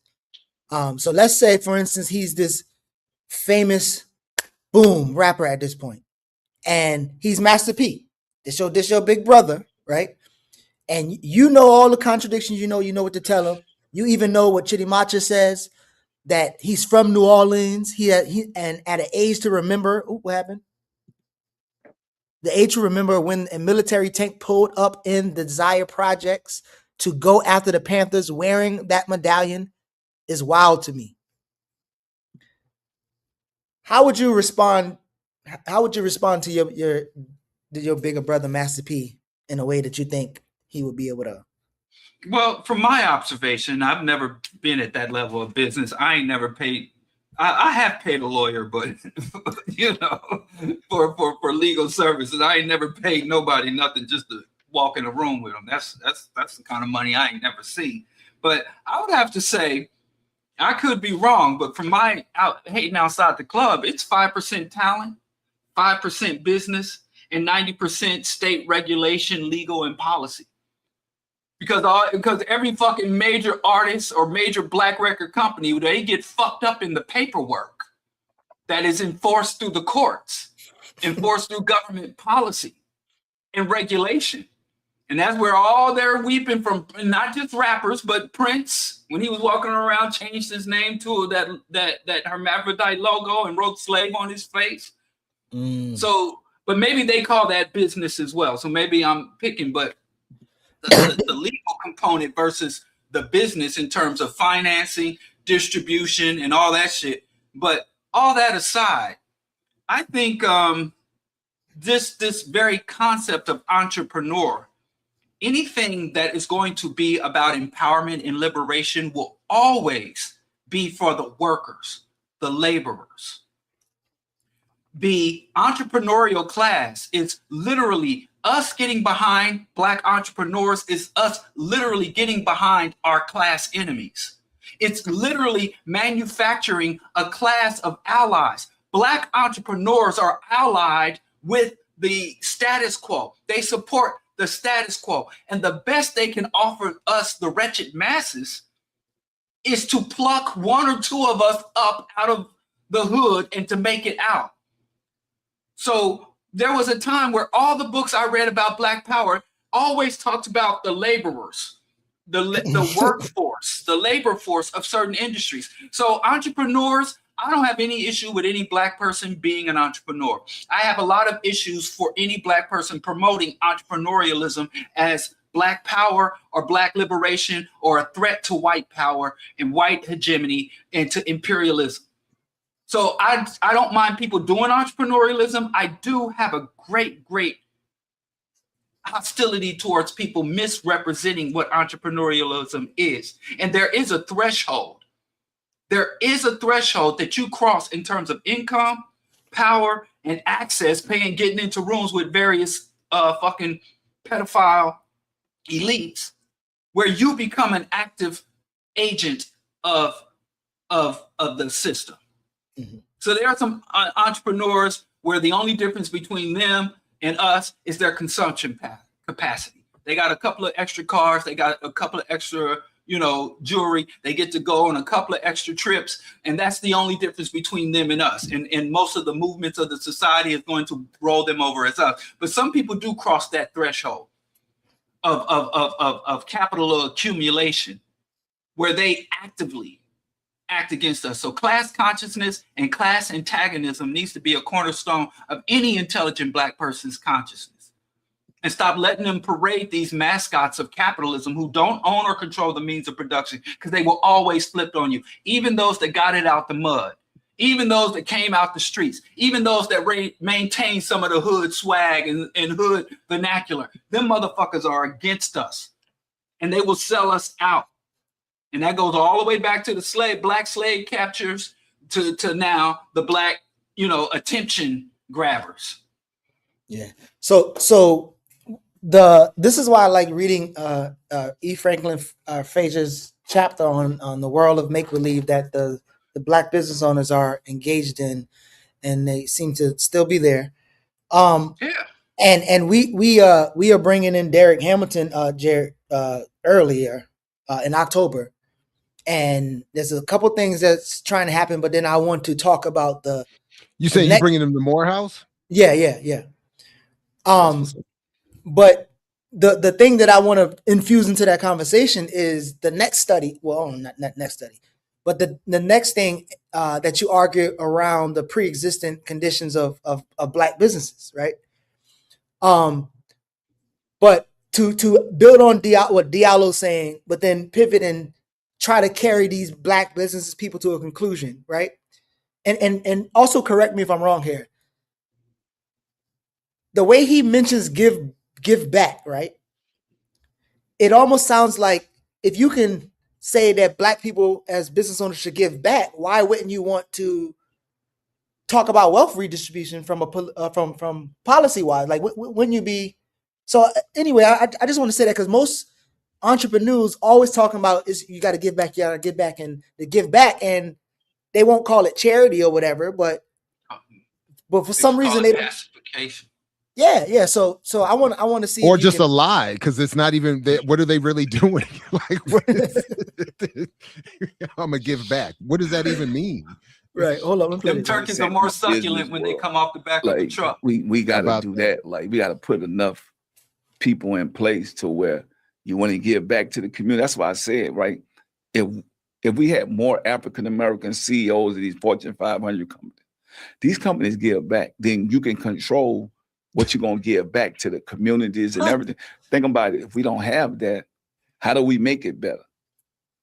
Like, it's so many of other cultures that run these Fortune 500 companies. They could say, hey, we're giving back to this cause. We're giving back to this community.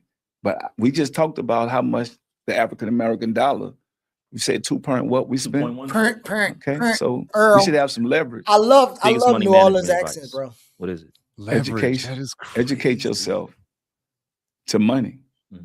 Financial I'm gonna literacy. tell you what Educate Claude your Anderson kids. said about Louisiana. So, but really I'm not quick, gonna tell you about what Claude Anderson said no, about but wait, Louisiana. hold a thought. So, Jared, black CEOs in major big time white corporations that have billions of dollars. If you have black CEOs, they will give back. These are the major wealth holders, and you're asking a black person to get into a major wealth holders institution and give back to the black community. Like, how different is that from take like the demanding that of a government, like and doing some like political, like what would be different from that in political power? Like, if you can do that, wouldn't you be able to do the other thing?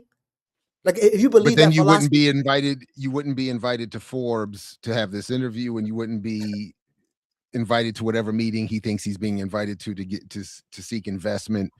Or whatever promises he thinks he's going to get for considering this IPO for Rap Snacks. Because, by the way, if they're serious about doing that, they would have been well informed or promised serious white investment and consumption. There's zero chance that launching an IPO when your consumer base is almost exclusively poor and black is gonna create the benefit that he's promising here. So, but again, the going back to what has happened is that E. Franklin Frazier's analysis, to your point, has been weaponized against black communities, and the fantasy he was talking about has been promoted to the point where I'm not even sure, even if Master P and people like him were being disingenuous, I'm not sure in terms of the claims that they're making. I'm still not sure that they actually understand or believe in some possibility or in an alternative, even going down the path that you suggested there, in terms of saying, well, if you're saying black CEOs should give back, why not the federal government, who have all the money? But I don't even think that step is certainly not encouraged. I don't even know that it's ever taken, even if quietly, so they don't reveal themselves when they go public in these kinds of interviews. The messaging, the propaganda has been so imposed to the point that this is all that is considered. And then it made me think, I mean, I'm watching this and I hate to say it, but I'm watching this clip thinking, never mind education on the black condition. I feel like a lot of folks need to have an understanding of the white labor condition. If they're going to start with all these white billionaire businesses and CEOs are giving back, well, what the hell look at white labor. Like, who is the only reason they think they're doing well is because they have us beneath them and people poorer than them to point to. But the white laborer, I mean, it's like there's this fantasy that the white world, all of them, without class lines, are just living in this utopia, all with their arms around one another in solidarity against us. that only occurs at the last minute when poor whites realize that they would have to go against their own if they wanted to overcome. But up until that point, I'm like, and just very lastly, all this philanthropy, anybody could just read anything going back years to Predator's Ball about Carl Icahn and all these other, read about these people. Philanthropy is just a way to hide money. They're not even giving it anywhere. So it's not like it's not even reaching anybody. It's just tax havens and hiding money and false claims and all of that. That's why they do it. Nobody's benefiting anyway. Yeah, I thought white CEOs were going door to door, just giving white folks back their money. Well, it is a no, historical... it is. It's like the Eddie Murphy Saturday Night Live sketch when he put the white face on. As soon as everybody black leaves, white folks start handing out the money.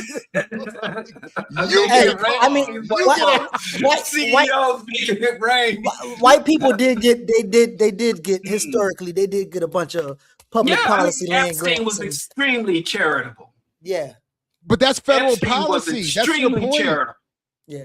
It's not CEOs just handing out money like he's fantasizing. Yeah, there. that's like, But Geechee didn't even play the most obscene part of the interview. You just what he say? Hey, you missing somebody, Diallo? Who you got there? Hold Master P and Raekwon. on. Who was he Oh, missing? y'all ain't. Oh, my bad. I thought y'all was gonna put Jared Homeboy who tried to. Then we have to put Mumia and Angela. Then we have to put that. That's No, not he's Robin. talking about The video. buying Nah, power could- video. The He Amos don't. Wilson He don't. video. Yeah, he don't need. Oh, it. that poor boy. he's He's good. trying. We need to lift him up. We need to Rosh Hashanah that brother, man. Right. I think it was a sincere effort. Nah, you're right. You're right. My bad, bro. My bad. My bad. He got That's a true. Rosh Hashanah, that brother, man. That's true. I was He's just Rosh saying. Hashanah-able, man. My bad. I ain't mean it like that. What I meant. Left off, it was Cuddly Mike. I ain't mean it like that. I meant we should have. You know. How come Killer Mike's not on there? That's the mistake. I thought we were trying to limit it to 3. No, I thought we was doing 4. But look at Diallo. Can I amend it? No. Don't worry about it. No, because Killer Mike ain't really do nothing other than claim that he's What ready he to talk. always does. I mean, he can't. It's unfair. I want the competition to be fair. Yeah. Wait, Stephen A doesn't get any votes? That's crazy. Y'all must be done with him. But you didn't play the part where Master P said we need to stop focusing on slavery. Oh yeah, let me. And it's our focus on slavery that's holding us back. That was the whole point of it. You're gonna The lies he told about entrepreneurialism and white yeah, play that real CEOs. quick. Hold on, let see me that put a real clip back. quick. Put it in the chat right quick. I thought I did. Hold on. No. Oh, actually, was that it? Hold on, my bad. I might have, because I thought you didn't do it. That's the only reason I thought we should talk about it was the slavery comment. All that other stuff, man. I thought Yeah, Jared I'm with- added Master P late. I did. Well, pull it up No, then. I don't. Because Oh, I didn't my put it on the. goodness. I didn't put it on the fight sheet. Yeah, we working on it. We working on it. Yeah. Kim C. Oh, it's a fight sheet that's been changed. No, I'm saying the video was never on the fight sheet Okay, let me see. because I didn't. I You couldn't just had find it up. Don't you have it in your browser? No, I had videos of the YouTube, the fight sheet. I mean, the video Diallo talking about is on Instagram. It was like a clip. It was a reclip or something. Yeah, But here from it that is. same interview. We Okay. need to Yeah, stop from the same our- interview. But we going to the got source. We primary source people, man. We had to Can went to I the source. share it? Yeah. Go ahead. Yeah. See, Jared wasn't gonna come today because me and your image was fully shown on the thing. Yeah, he ain't like that. Yeah, he wanted Nah, I to. didn't He like was like, that. I "Wait, didn't both like y'all that. on there?" What? Yeah, I ain't like that. We told that man we like our coffee doc. Yeah, yeah. Here we go. The smartest person in the world. You don't have to be a rocket scientist. Oh, You just Lord. got to have A rocket? integrity and do good business. And these doors will open up for you. Building great relationships. And I think that's the biggest thing for me, trying to get that negative mindset out of our culture, because they still going back to, oh man, slavery, they did us this. And I'm like, you still harping on that, man. I never hoped on that because I can't change the past, but I can change the future. And I think you got to get used to us being successful. Shitty Macho, that's your And answer. I think That's your answer right there. a lot of us, we block our own blessings because we don't think that we could do it because we looking at a color.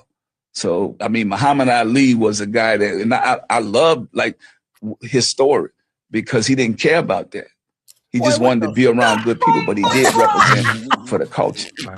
And I want more African-American owned tennis shoe companies. The race man Ali I don't want wasn't this about just race. to be me. I want so many different product brands owned by us, but making it for everybody. Oh, okay. It's true. Didn't Muhammad Ali say, "No slave master ever called me nigga"? That was the shit that blew me. Like, we're not successful because we too focused on color and the past. We're focused on slavery and color. And if you have integrity and do good business, you'll succeed. So if you lack integrity and you do bad business, you won't be a billionaire president. You won't be a trillionaire car rocket manufacturer. See, all those rich men have did good business with integrity, and they didn't focus on the past. They weren't focused on color or white genocide. They weren't focused on the hordes of brown and black people coming into the country, poisoning the blood of our nation. See, that's the problem. Black people can't get ahead because we too focused on race, too focused on slavery, and we don't have enough integrity and goodness. I agree. To the enslaved, I would have said, while you're on the plantation, it's not the problem, isn't the plantation, it's that you're focused on it. And to those of us suffering modern day forms and capitalism, et cetera, and so forth, that isn't the problem. It's that you are focused on the capitalism. You being poor isn't a problem. It's only a problem if you focus on the fact that you're poor. Just put it out your head and be successful. Make relationships. Go downtown, find a billionaire, shake his hand, and make a relationship. Well, I don't know what the problem is. What is everybody waiting for? He's right. Can I say something? Because I ain't gonna call Master P a motherfucker because he got soldiers in the streets. But this individual, black people, by the most generous estimate, America's 250 years old. Black people technically have only enjoyed full rights of citizenship without prejudice, without discrimination, without, Jim Crow and slavery for 50 of those 250 years in a general estimate. Some people might say 60. Because you can go to the civil rights laws, but even the civil rights reform required time for implementation and enforcement. So we've been free 50. So when black people talk about slavery and racism, we're not talking about the past. So just that alone, Master P. Black men came home for fighting, literally black soldiers came home for fighting Hitler and were lynched in the street. Black soldiers in the U.S. military fighting Hitler. Diallo. Saw the Nazi prisoner of war being treated with more dignity and respect than the black soldiers who were fighting the Nazis. Diallo. Would he get up there and tell the Jews got a whole country rooted in the Holocaust, the many myths of the Holocaust? But then Jews just stopped focusing on it. And it stopped. Yeah, when the last time you heard an Israeli talk about anti-Semitism or the Holocaust? They just stopped focusing. In fact, they don't. In fact, that's the slogan, Diallo. So never remember. Never remember. Hurry up and forget. This how I want y'all to welcome, or I want y'all to usher. Actually, I'm gonna use y'all for my class on this first thing, right? The man name is Master P, right? Master P.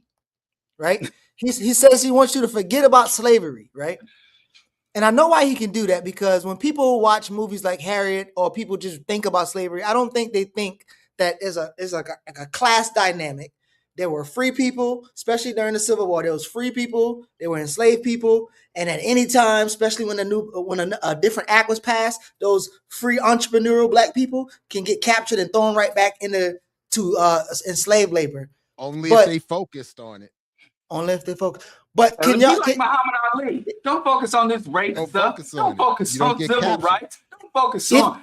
Yeah, we got to be like Muhammad Ali. Just so again, one of the things in the one of the things in the listen, one of the things in Cumby, one of the things in the book Cumby, it allows enslaved people to talk for themselves. The one who was a part of the Combahee River raid, and these people was able to explain from their side what was happening or what they was doing through their pension files because they was talking things.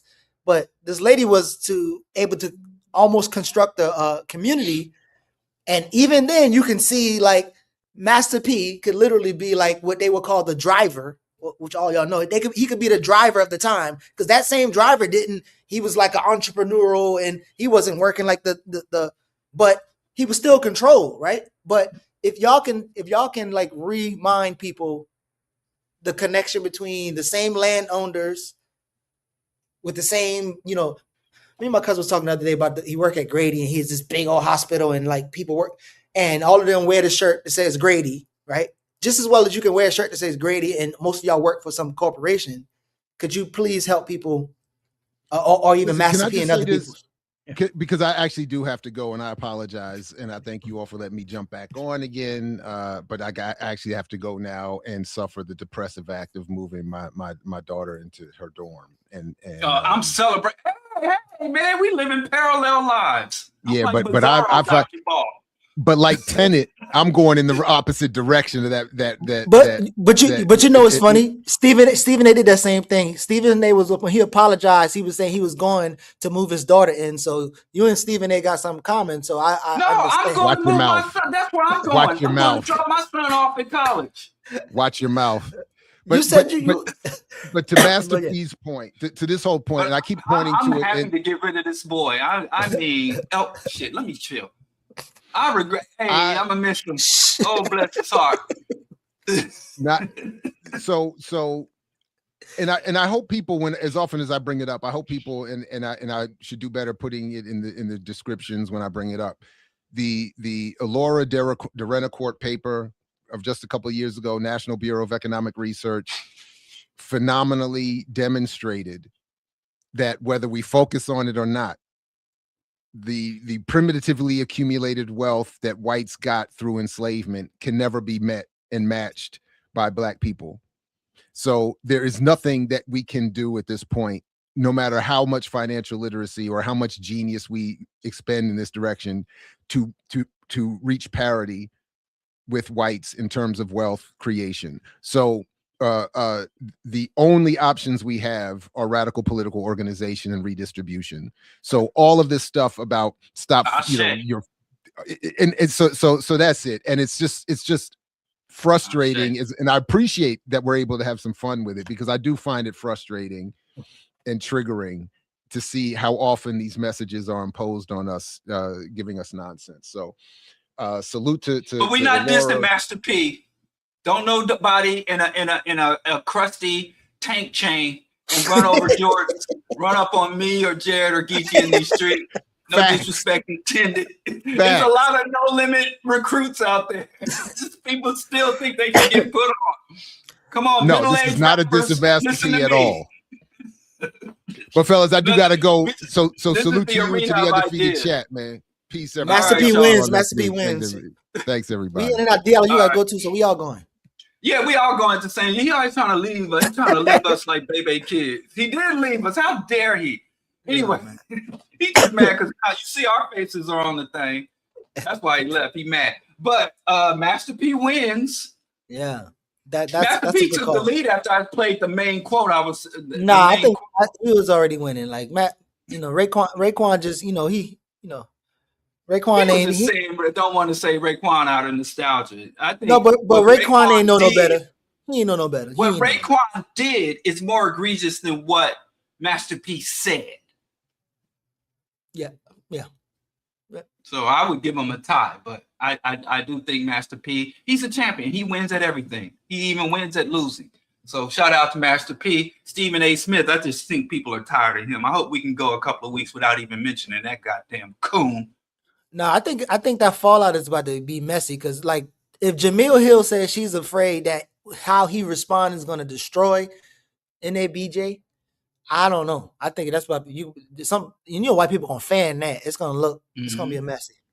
Yeah.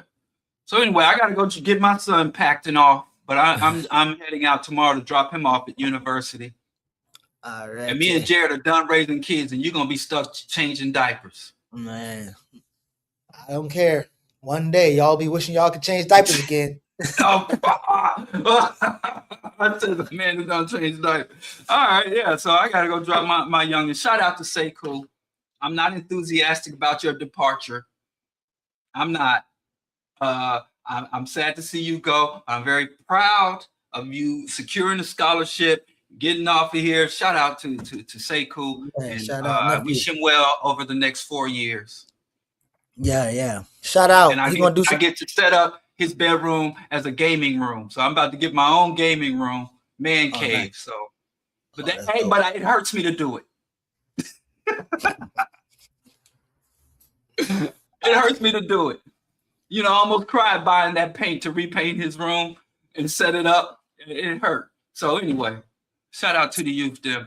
Shout out to Jared's daughter off to university as well. Yeah, shout out to Diallo's slick tongue because he be messing things. No, baby, chill out. See, Diallo, you can say, see, you got to be responsible. You want Killer Mike to be responsible. You got to be responsible too. What I do wrong? I don't have to be responsible no more. I ain't got no kids. I ain't got no kids looking at me every damn day. I can do whatever. I'm about to do this show butt ass naked next Sunday. I'm gonna be sitting here like, what's up, drunk?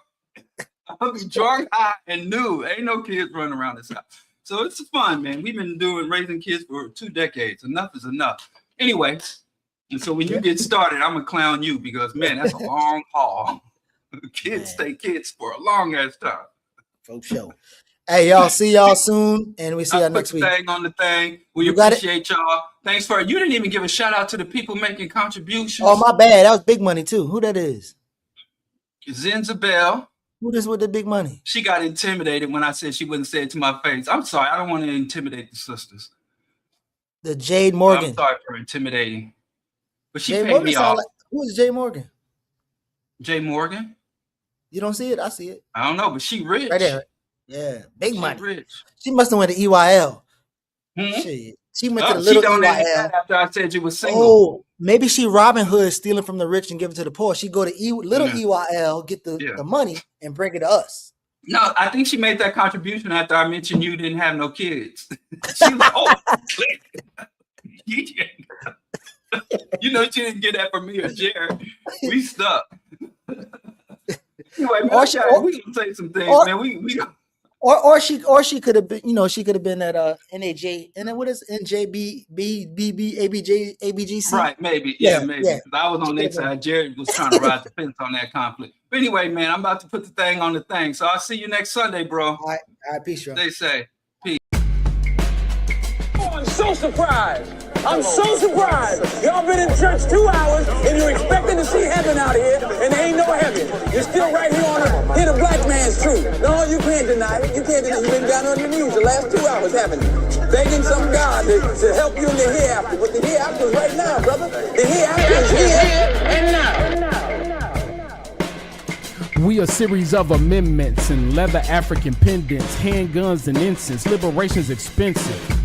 Earned by studying love, books and bloods, the crooks and thugs, the capitalist loves. They the enemies of the people because the words written replace where the innocence was. Searching for knowledge to escape what ignorance does. So we earn liberation by rejecting what was. You got to earn your liberation.